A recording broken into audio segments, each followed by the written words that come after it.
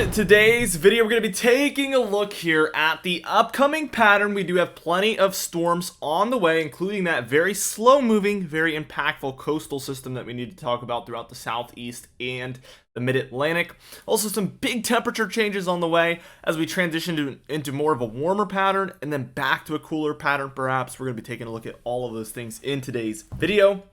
Before we do though, please take a look at our other business trilogy maps in the description and pinned comment down below. You can check that out for the highest definition, most customizable maps available anywhere on the internet. We also have a 50% off discount going on right now, and on top of that you can use our 33% off discount code DIRECT, and that is crazy to be able to use those stacked. It's just an incredible deal that you guys can take part in today. Now let's get straight into things, and first things first, we're taking a look here at our upcoming storms as always. And as you can see, by the time we're reaching Wednesday here, you can see that we have already, well, it is Wednesday today. Sorry, it's an early morning for me. So today, on Wednesday, this afternoon, we have some of this activity already picking up throughout the southeast, as you can see, especially offshore, and that is going to change over time. Okay, we're going to go from seeing it primarily just offshore to actually seeing it onshore in just a little while. So we're going to walk through that together here. Not only that, we do have this kind of flaring of this severe weather potential in the south central, and that is not going to stop anytime soon. Now, there's going to be multiple days that we're taking a look at this. We're going to need to track it together. And what that means over the course of multiple days of different events, we're only going to have to wait and see. There's really nothing I can tell you other than let's see what happens. I think that, 10 days in a row of marginal to slight risk of severe weather, in some cases, those 10 days can be worse than a much more major event of just a couple of days. So we'll have to see what happens. It really depends how things turn out, but we're obviously hoping for the best. Now, as we reach Thursday, tomorrow, from the time I'm making this video on the 25th, we do see a little bit of this activity is beginning to kind of spread out eastward. Okay, so we're seeing this really spread eastward, and eventually this is going to move more northward than anything. So that is going to continue to be where most of our attention is drawn. But not only that, again, we have this kind of activity here in Texas, Oklahoma, Kansas here, and then also for the Northern Rockies, we're seeing this kind of showery thunderstorm activity up there as well. Certainly something to watch for very closely. Now by Friday the 26th here, as we begin the weekend, we can see that there is this major storm developing here, and it's beginning to impact the coasts of South Carolina and North Carolina there. And again, not going to move quickly by any means, quite the contrary actually, as this is going to be an extremely slow mover. We can see this kind of flow from south to north here happening out west, and this is leading towards still some thunderstorm activity in the plains here, more showers than anything out here in the mountainous areas of the west, and overall setting up for our next pattern we're going to be seeing. By Saturday the 27th, we can see that this storm is really beginning to bring impacts on shore, especially to North Carolina, Georgia, and South Carolina there. Definitely we're seeing some flow onshore of the showers and thunderstorms. It's not twirling quite that much, but it's kind of making a rotation like this, so we can see some wind coming onshore there to the Carolinas. Definitely going to be something to watch for as well. And as you can see, for I think the at least fourth day in a row here, we have thunderstorms flaring up here for the plains, potentially severe weather. So definitely when you again take a look at things, it's multiple days in a row. Now by Sunday the 28th here, we can see that there is thunderstorms taking place here, mostly South Carolina and North Carolina there. We're seeing these just really intense thunderstorms at this point from this event that we're seeing. This coastal storm. This is going to bring wind, thunderstorms like I mentioned, and flooding rainfall is another big time concern that we have with this one. So with multiple days of heavy rainfall, this would be the second or third day in a row now. That is a huge concern for those areas that do see the rainfall day over day. And even by Monday, we still see some of this around Monday the 29th. I mean, it's still hanging out here over the Carolinas and surrounding states. So, I mean, when you take a look at, anywhere more than 2 or so days of rainfall, and I mean, Tuesday the 30th here, we see it right offshore, bringing, again, rainfall to these areas. This is just going to be a major event for these areas because of that. And Wednesday is actually the first day that this is pretty much moved out and said and done. So that is when we might finally get to stop talking about this coastal system that many days away.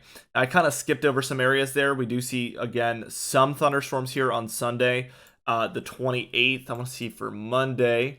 Not quite as much, but we do see some flaring of these storms happening here, a lot further south especially. Tuesday here looking a little bit worse actually for Texas, Oklahoma, and Kansas up there. So we're seeing multiple different states seeing that. Same story Wednesday. We're seeing plenty of these. So this is going to be a multi-day event to say the least. By Thursday, the 1st of June here, we can see that most of this activity is actually perhaps moved up into the more northern plains regions, the upper Midwest as well. So that is something to potentially watch as well as we kind of just track this pattern. This big flaring of severe weather certainly needs to be talked about. I think that's the main story here. And I mean, by the second into the third here, look at this severe weather here potential as there's just storms everywhere. We need to track this so closely, guys, because there is so many different states involved here. I think we're going to see a lot more activity moving forward. The main thing here is actually a bit of moisture heading in from the southwest, which is a little bit more rare. Obviously, the southwest usually brings drier air, but a lot of our moisture in this case is coming from the southwest. And this creates an interesting prospect as some colder, drier air moves across this area, not only creating shear because this is hitting this from the side, but that not only that, the instability from that dry air and moist air hitting each other, most likely cold and warm air as well, which you've all heard of. So when you get all of this combining, it just churns things up like we're seeing here. That is the result of that. Now, the total precipitation through the next 10 days, no surprise that with multiple days of thunderstorms, we expect an above average amount throughout all of these areas. Also, for the southeast, with this major coastal system, we're looking at close to 5 inches plus for these coastal areas of the Carolinas.